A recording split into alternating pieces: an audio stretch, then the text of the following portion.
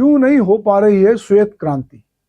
दरअसल हमारे देश में हरित क्रांति तो हो गई और हम अनाज के मामले में आत्मनिर्भर हुए, पर बात ये थी कि जिस तरह गुजरात में सहकारिता आंदोलन के जरिए जो है दूध का उत्पादन हुआ और अमूल डेयरी ने जो है पूरे देश में अपने झंडे गाड़े और बहुत सारे उत्पाद उनने दूध से बनाए, उस तरह की कोशिश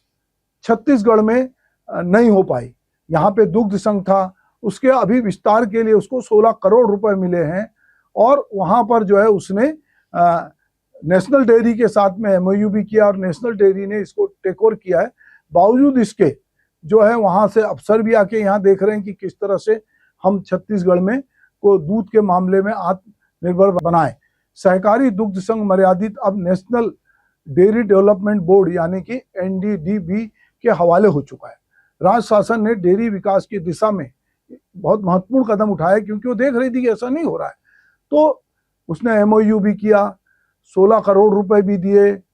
अपने अफसरों को भी भेजा, वो जो काम को समझ रहे हैं। इसके बावजूद अभी भी छत्तीसगढ़ जो है दूध के मामले में, जबकि प्राइवेट लोग यहाँ पर बहुत अच्छा डेयरी कर रहे हैं, उनका भी ब्रांड बहुत तेजी से बिक रहा है, पर दुग्ध संघ की स्थिति डामाडोल है। वो उस तरह से साख नहीं बना पाया जैसा कि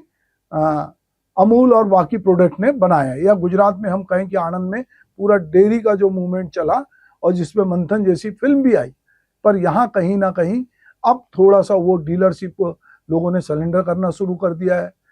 ये कह रहे हैं कि हम डीलरों को उधारी बंद करेंगे, प्रोडक्ट की बिक्री के लिए एडवांस में राशि लेना शुरू किया है, पूर्व की बकाया राशि वसूली के लिए भी सख्ती बरती जा रही है। और जो डीलर हैं उनको लगता है कि यहाँ पे प्रतिस्पर्धा बहुत ज़्यादा है, छत्तीसगढ़ में एक उधारी का मार्केट है, प्रोडक्ट की सप्लाई पहले की जाती है और बाद में पैसे की वसूली की जाती है। ऐसी स्थिति में डीलर के लिए संभव नहीं है कि वो एडवांस में पैसा जमा करें, प्रोडक्ट खरीदें, क्योंकि दूसरे ब्रांड उधारी देने को तैयार बैठे। तो अब ये देखना होगा कि टेक ओवर भी हो गया नेशनल डेयरी डेवलपमेंट के द्वारा, अब NDDB कैसे किस तरह की योजना लाता है, सुविधाएं लाता है, ताकि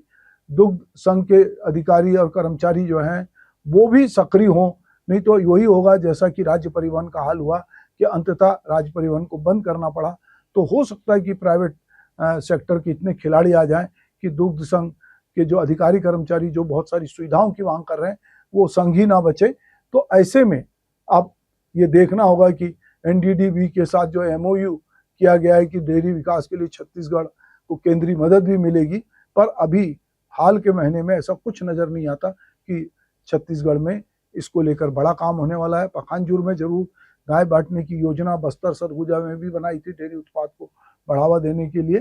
पर अभी उसकी शुरुआत जो है वो पायलट प्रोजेक्ट के रूप में पखानजूर से होना है और वहाँ गौ पालकों को सरकार की ओर से गाय बांटी जाना है। तो देखते हैं कि आने वाले समय में क्या कुछ होगा, पर निश्चित रूप से यदि दुग्ध उत्पादन में छत्तीसगढ़ आगे बढ़ेगा तो एक फसल करने वाला छत्तीसगढ़ जो है उसके पास बाई प्रोडक्ट के जरिए बहुत सारे लोगों को लाभ मिलेगा। छत्तीसगढ़ वो प्रदेश है जिसने गोबर भी खरीदा, गौमूत्र भी खरीदा, गोठान भी बनाया और ये बताने की कोशिश की कि हम गौ पालन में या गाय को हम आर्थिक आधार से जोड़ रहे हैं, पर क्या वजह है कि यहाँ पर दूध का उत्पादन उस तरह से नहीं हो पा रहा है।